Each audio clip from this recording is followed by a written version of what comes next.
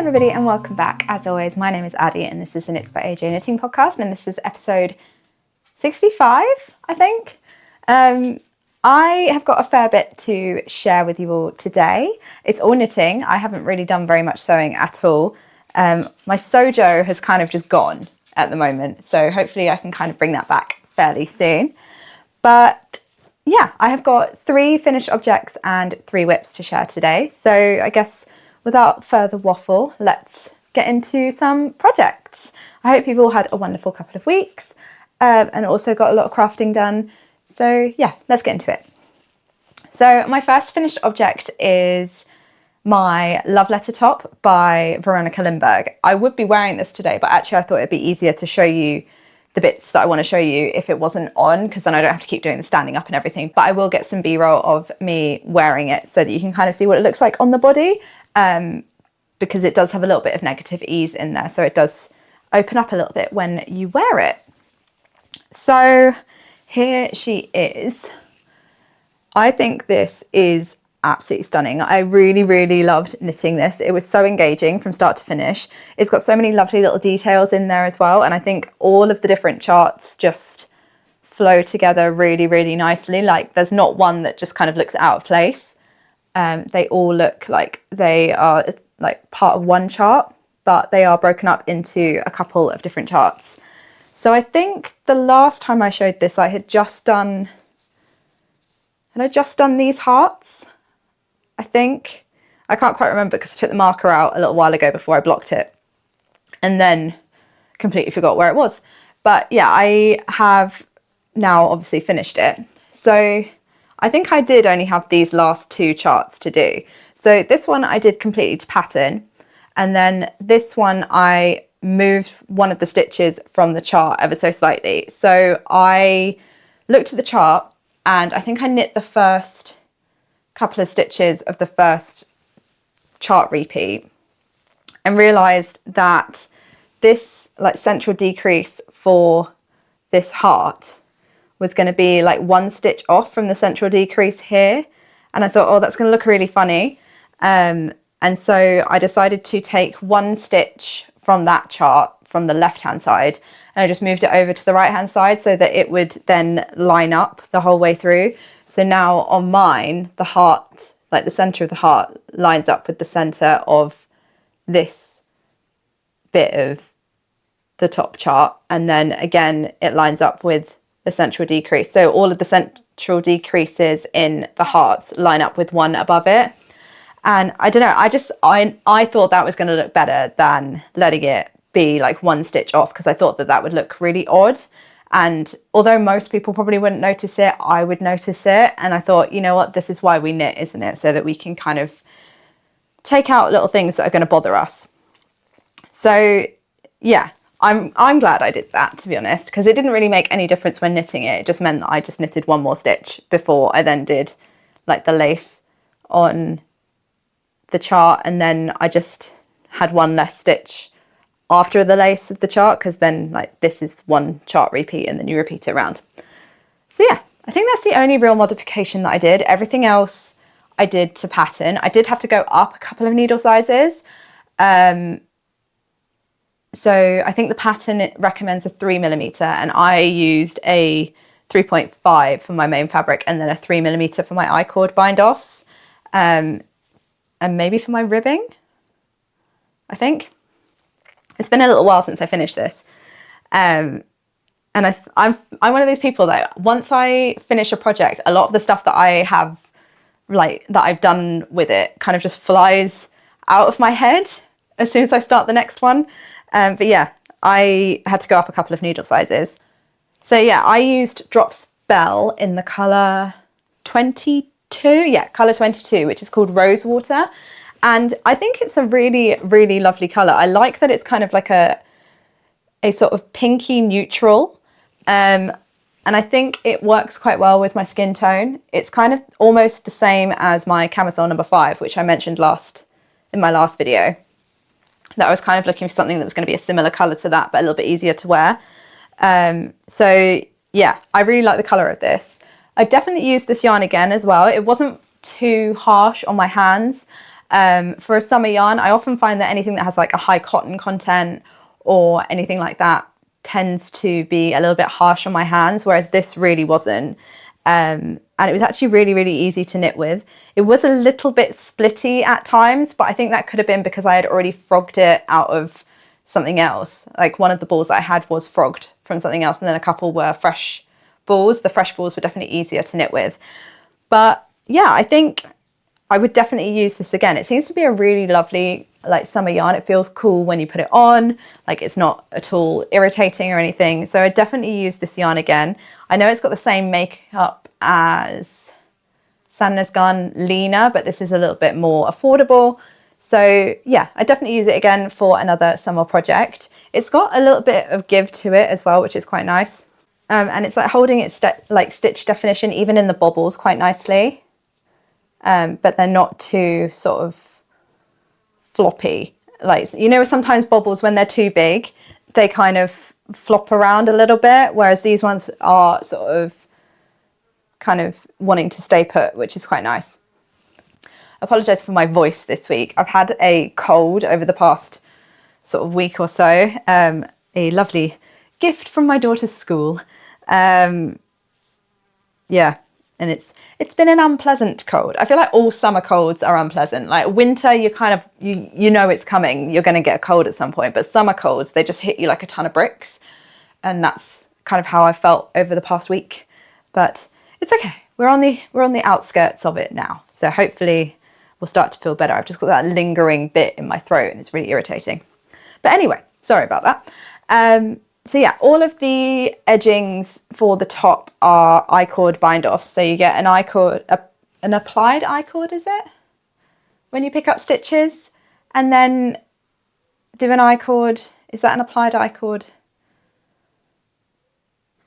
Either way. So the I-cord edgings on the armholes and the neck, which I really like. I think that makes it a much cleaner finish.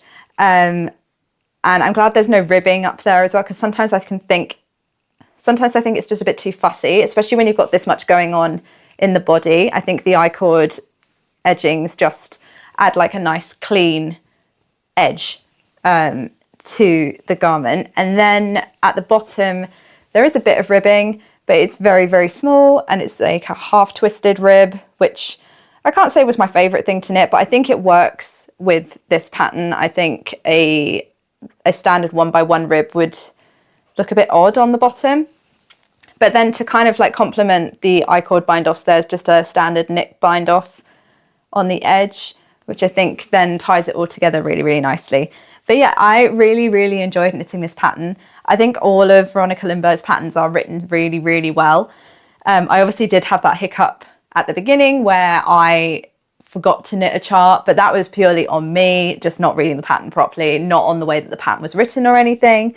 But yeah, I have really, really enjoyed this, and I think I want to see about knitting some more of Veronika Lindberg's summer patterns, because I think she has such a good eye for summer knits and winter knits, to be honest. I really like my, what's it called? Salty Days sweater as well. So yeah, I think I will definitely be looking at knitting some more of her patterns in the future. Oh, I did make one mistake in the pattern that I then didn't go back and fix, because to be honest, I was so far away from it that I just couldn't be bothered to go back. But I missed one of the yarn overs underneath this armhole connection. So there should have been a third one just there, but somehow I managed to miss the yarn over. And yeah, to be honest, I don't think anyone's really going to notice. It's like right up in your armpit, so I think it should be fine. But I missed the purl row as well, so I have absolutely no idea what I was doing there. But yeah, I did miss one. So this is how we know this one's mine, because it's got a missing yarn over in the armpit. But yeah, that was the only time that I managed to miss a bit of the lace chart in the entirety of the pattern. So if that's it, I'm quite happy with that, to be honest. Other than that, it was very, very smooth sailing, very easy to follow the charts and everything. And yeah, I really, really like this. I can't wait to get wearing it now that I've shown it to you all, because I always like to keep things nice and pristine until I've shown them on the podcast, and then I kind of wear them to death. So yeah, I am really, really happy with this. So this took like next to no yarn as well. So I in total used 189 grams. So if you were to buy yarn for this, I also knit the extra small, so the smallest size in the pattern, and used 189 yards. So that's what, like 4 balls of this yarn. And I looked it up a little while ago, and full price, this yarn is £2, but it is on offer quite a lot, especially throughout the summer. So all in all, cost for this project, with the pattern costing me £5.09, the yarn for 4 balls of this at £2 costs £8. And so my grand total for this top was £13.09, which is like next to nothing really. I mean, I know obviously you're going to spend more money if you buy more yarn, but this yarn is very, very affordable. And I think actually it's less than what you would pay like if you were to buy a top like this in the shops, which is amazing. I love that. So yeah, I think this has been a really, really lovely knit. I think it would be nice to knit it again as well, but maybe slightly bigger so it's a bit looser, maybe even add some sleeves or something. That could be an option, but probably not something that I'm going to do until next summer now, because I feel like by the time I finished it, I wouldn't get that much wear out of it. But it didn't take me that long to knit either, because I cast this on June the 18th and I cast it off on June the 3rd. So it took me a grand total of 16 days. So yeah, I'm very, very happy with this, and I cannot wait to be able to wear it a little bit more now that I have finally got it off my needles. Okay, so my next 2 finished objects I don't actually have with me, but I do have a little bit of video and some photos of them. So these are obviously the Ollie's Bear Hat and the Ollie's Classic Crew that I knit for my husband's colleague, who I have now gifted them to her. I gave them to her last week. Well, I gave them to my husband to give to her last week when he went into the office, because it was her last day before she started her maternity leave on Friday last week. And yeah, she absolutely loved them, which is so lovely to hear. So yeah, I don't actually have them with me at the moment. So the hat I had finished in the last video that I filmed. It was kind of like a podcast / vlog. If you didn't see it, I'll have a link to it down below. But yeah, I had kind of finished the hat last week, although I did redo the ears before I gifted it. And I redid the ears with a 4.5mm needle instead of I think it was the 3.75 that I used for the pattern, just to make them a little bit more kind of loose. I think my gauge was maybe a little bit tight on the hat, or at least it was when I was doing very small circumference magic loop for the ears. So I went up a couple of needle sizes and I was much happier with how they looked. I also added some toy stuffing in there just to round them out a little bit. There is a recommendation in the pattern to do that. So yeah, I'm really glad that I did that, because I was much happier with how it looked afterwards. And then the jumper, I had finished the body and I finished the neckband, I think, in the last video. So I just had the sleeves to add on, and they took like next to no time at all, because they were just little stockinette sleeves with a folded edge at the end, and sleeves for babies just go so quickly. There were a couple of decreases in there as well, which was really nice. And it was one of those sleeves that by the time you got to the end of the decreases, you only had like 2 rows to knit, and then I was like at the bind off or at the folded edge. So it really took me no time at all. And I'm really, really happy with how it turned out, and I'm really glad that the recipient liked them as much as I did. I think I'm going to make a Ollie's Classic Crew for my daughter as well. I think she would really benefit from it, because it's almost like a sweatshirt. It's just a really easy throw on layer, and I think it's going to be a really nice option in her wardrobe. But I won't be doing hers in blue. She's specifically requested a pink one. So I'll probably be casting on another one of those fairly soon as well. And as for the yarn, so I used Serdar Stories in the colour Cloud 9 for both of them. And I use like next to nothing again. It always surprises me how little yarn baby knits take. I think all in all, I used 3 balls for the hat and the jumper, because I bought 4 and I've got like a whole ball left upstairs in my stash. So cost-wise for this, the pattern cost £4.49 for the jumper pattern, and for 3 balls of the Serdar Stories at £2.50 a ball, it was £7.50 in yarn. So my grand total for the jumper was £12.99. I think I covered costs for the hat in the last episode, so I won't be covering those in this episode. But yeah, I'm really, really happy that I chose this as the gift knit. I think it's a really, really lovely pattern, and I would, like I say, be knitting it again. And I cast the jumper on the 25th. I cast it off on the 30th of June. And so that took me a grand total of 5 days to knit. And that brings me to the end of the finished objects. And now we are into whips. Apologies if the camera has moved. One of the dogs came in and knocked the tripod again. It seems to just be like a running theme that one of them will come in and knock the tripod, or both of them will lie behind the tripod. That's their favourite place when I'm filming. And so the camera is just constantly moving. So I apologise for that. But anyway, let's get into the whips. So my first whip is a long-standing whip that I just don't seem to be able to get off the needles. They're just taking forever and I don't really know why. So these are my vanilla socks, and I am using the Lonely Knitter Luxe sock in her Wicked mini skein set, and these are my self-drafted vanilla socks. I'm using 64 stitches on a 2.25mm needle, and I've just done a heel flap and gusset and a 2x1 rib on the top. But yeah, I just don't seem to be able to finish them. Like, I keep knitting on them, but they just don't seem to want to finish. Every single time I try them on, I'm like, I'm still not at the point where I can add in a toe. And I've tried them on like 3 or 4 times, and I'm still not at the point where I can add in the toe. And every single time I finish a stripe, I think I'm there, and I'm not. Yeah, I don't know what's going on with these socks. But I do think that when I have finished this stripe, I will be at the point where I can add in a toe on this sock. The other one is like 3 stripes behind at the moment, but I'm hoping that I can get to the point where I can add in the toe on this one, and then at least I will know how much longer I need to knit this one, because they just feel like they're taking forever. But I am really enjoying knitting them. I do love a striped sock. They do feel like they knit up a little bit faster, despite the fact that these feel like they're going on forever. I think if I really ploughed the time into them, then I probably could just get them finished in like an evening. But yeah, I really love the colours of these. They're very, very much my colours. I love a green and pink, and yeah, I can't wait to be able to wear them. I'm not massively looking forward to sewing in the ends because there's quite a few left. I've not done a very good job of sewing them in as I go. If I can... Oh, I've dropped a stitch. Oh my goodness. I should have just done it the other way.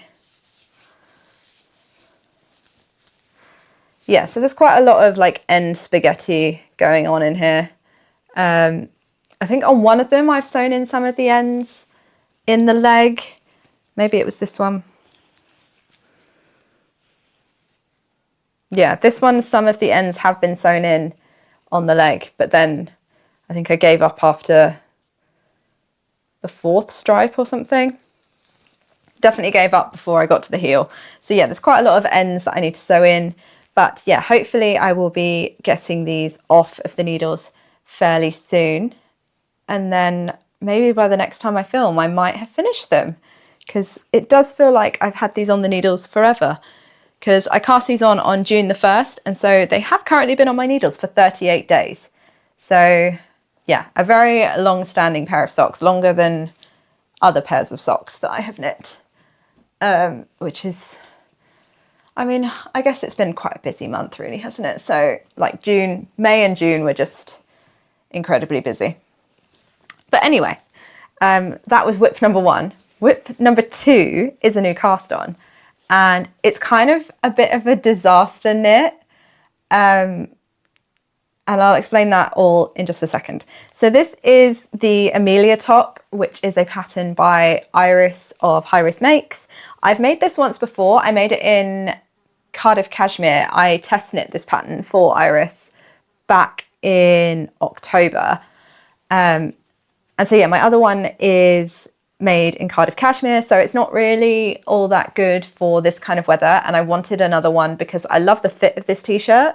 And I was very, very excited to add another one into my wardrobe. And I've had this yarn in my stash for like nearly a year. with the intentions of knitting this top. And I thought, you know what, now that we're in the summer, I am going to knit this because it's going to be a really good layer for like autumn, well, for like the end of summer into the autumn where it's still warm and everything. It's probably going to be a little bit warm for like the 30 degrees days that we've been having recently, but it's going to be perfect for the end of the summer.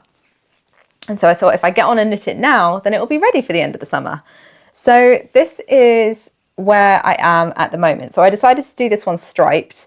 There is a set of instructions in the pattern for a striped version, but that's for like a 2-row stripe.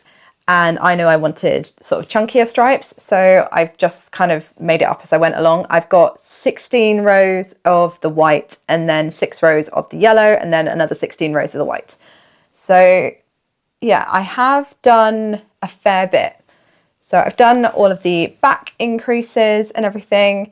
And then I've done like the pickup to start doing the contiguous construction for the set-in sleeve and started going down the fronts. And I am well into the yoke. So this kind of looks a bit funny because I always find that contiguous constructions look a bit funny until you split for sleeves because you have so many stitches. And so it kind of like flops over your shoulders, but then kind of like pins you in a little bit because there's nowhere, like you've got all the stitches for the sleeves, but there's nowhere for them to go. So yeah, I have done the shaping for the sleeve. So there's one sleeve. So I was doing really, really well on knitting on this. So this is the first size, size 1. So this pattern is aimed to have a little bit of positive ease, and yeah, I was doing really, really well on knitting this. I obviously got quite far into the yoke. I think I've only got like a couple of increases left, and then I ran out of yarn. So this is Drops Cotton Merino in the colours 01, which I think is called Off-White, and then the yellow is colour 15. I'm not sure what the actual colour name is because the colour number is on the balls, not the colour name. But I bought this yarn quite a while ago and I thought that I had bought more white than yellow with the intentions of making a white t-shirt with yellow stripes. But apparently I bought more yellow than white with the intentions to make a yellow t-shirt with white stripes, which I completely forgot about. So when I went and grabbed the yarn, I grabbed the white and the yellow and didn't really look at what I was doing really. I just went and grabbed the yarn to cast on. So then I got to the point where I had finished the white yarn and then I went upstairs to go and grab another ball of yarn and realised that I only had the yellow left. And I don't think I kind of have it in me to froggle this. And the thing is, because I'm doing such wide stripes, I haven't carried my yarn down. I've been cutting it every time I finished a stripe because otherwise there's going to be too much to carry down because there is such a gap. So I thought then by the time I have frogged all this back, I'm going to have so many like little balls of yarn. And because it's a cotton and merino blend, I'm not going to be able to even like wet splice them back together. So I'm going to have to order some more of the white and then I'll find something to do with the leftovers of the yellow. But to be honest, I don't even think that I would have had enough white if I was to do a yellow t-shirt with white stripes. So maybe it has worked out for the best in the end. So I'm currently waiting for the yarn to arrive so that I can carry on with this because I can't even do like another yellow stripe because I've finished a ball of yarn in the middle of the white stripe. But once that yarn arrives, I will be zooming on through on this again. And I'm really, really excited to have it in my wardrobe. It's a really, really lovely pattern. So I did have to go up a needle size. I think the pattern calls, oh my God, I've dropped a load of stitches. I think the pattern calls for a 4.5mm needle and I am using a 5 because I think I just knit a little bit looser than, a little bit tighter than the designer, which is absolutely fine. I think I had to use a 5 on my last one as well. So it's quite nice to know that this yarn isn't behaving too differently to the other one I knit. I think I'm going to have to pick up these stitches. Oh, and I've lost a marker. Oh dear. Okay, well, I have to pick these stitches up later, but yeah, so this is my progress. I think, like I say, I've got a couple of more increases left to do, and then I think I might pick up the neckband and knit that, and then once I've done a little bit on the body, I will pick up the sleeves. But like I say, I need to wait for the yarn to arrive to be able to do any more work on this, which is a little bit disappointing. So yeah, I cast this on July the 3rd, so it has currently been on my needles for 5 days, but it is going to be on my needles for quite a lot longer because I've obviously got to wait for that yarn delivery to arrive, but it should come fairly quickly. And luckily it's quite affordable, like quite an affordable yarn, so I don't feel like it's a massive issue having to order more. But I quite like the colours together. I don't think I've got anything yellow in my wardrobe, so it'll be nice to have something a little bit different. And I think this is going to work really well like under my dungarees and with my shorts and everything, and just be a nice like casual knit t-shirt to have in my wardrobe. Much more casual than my cashmere one, which always feels a little bit dressy. So yeah, it'd be nice to have another version of that in my wardrobe. So that was whip number 2. So that means I only have one left, and I can't find it. Where is it? Oh, it's over here, directly behind me. So whilst I was pondering over the fact that I was going to have to buy more yarn for my Amelia top, I was looking through my pattern library and I was looking through my stash, because I'm really trying to work through my yarn stash at the moment instead of buying more yarn. I say after saying I've just bought more yarn to finish that top, but that's for a project that is already on the needles, so it doesn't feel like it's enhancing my stash because it's just to finish a project. But yeah, I'm trying to work through a lot of my stash this summer and really kind of get it down a little bit. It's not an unmanageable stash, but I feel like there's a lot of yarns in my stash at the moment that I really, really want to work with, and I'm not going to get to the point of being able to work with them if I continue to buy more yarns, because then I get excited about those and I want to work through those and all that kind of thing. So I'm trying to work through my stash instead of buying more yarn so that I can finally work through some of these yarns that I'm really excited to work with. So through doing that, I decided to cast on another project whilst I wait for the yarn for my Amelia top. And I decided to do the Lakes Tea striped version by OZETTA. And I am going to be modifying this ever so slightly from the t-shirt. So this is a saddle shoulder fingering weight t-shirt. It does say to use a like heavy fingering. I don't think mine is a heavy fingering, but I have still managed to get gauge perfectly well. But yeah, it's a saddle shoulder slightly oversized fingering weight t-shirt, and it's the same construction as the Lakes sweater that I've already knit, and so I know I like the fit and everything, and I thought, actually, you know what, I really want a thinner version of that to wear when I can't wear my thicker version, because I wear that a lot. So I decided to cast on the t-shirt pattern, but I'm going to be modifying this to a long sleeve, and instead of knitting the size that I should do for my bust measurement, which would have been size 1, I'm going to knit size 3 to give me sort of like an oversized long sleeve lightweight jumper for like the end of the summer, for the autumn, as a nice layering piece. And so I am using not Drops Merino. And so I am using Woolly Knit Merino. I can't actually remember what the colours of these are. I think this one is called Oatmeal, or Oatmeal Melange or something. And then I'm not sure what the name of this one is, but I will look it up and I'll put it on the screen. So yeah, these are the two colours that I'm using for my stripes. Sorry, I've got a needle sticking out of this one.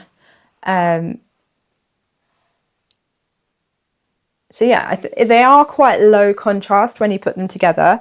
So this is my swatch. And one of the things I absolutely love about this pattern is that because it's a saddle shoulder, you can knit the saddles as your swatch. So this is one saddle. And like I say, it's quite low contrast. So I'm using my sort of oatmeal-y colour as my main colour, and then the green as the stripe. but I think it's going to be a really lovely layer. Like, it's going to go with a lot of things because it is quite a low contrast stripe and it is a very neutral sort of main colour.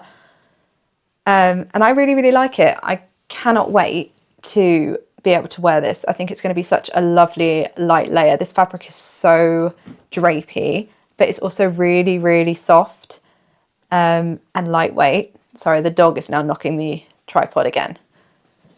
So I have managed to get gauge. I did have to go down a needle size. So the pattern recommends, I think it's a 3.5 and I've had to go down to a 3.25 to get gauge, which is fine. I think I knit my first, well, I started knitting a swatch on a 3.75 thinking that I was going to need to go up a needle size because my yarn was thinner.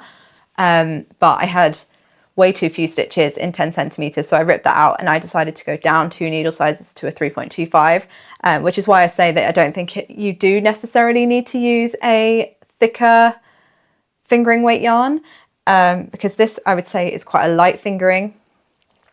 And like, I've obviously had to go down a needle size. So I guess it just depends on what kind of fabric you're looking for. But I wouldn't say that my fabric is overly gapey or anything. But perhaps that's because it's a merino, so it has kind of like puffed up and filled in the gaps a little bit better than maybe say like a plant-based fibre would do, because I think the recommended yarn is a 50-50 cotton merino blend, which maybe just doesn't bloom as nicely when blocked as like 100% merino does, so maybe it wouldn't fill in the gaps as much, so you'd need a thicker yarn. I guess that kind of makes sense anyway.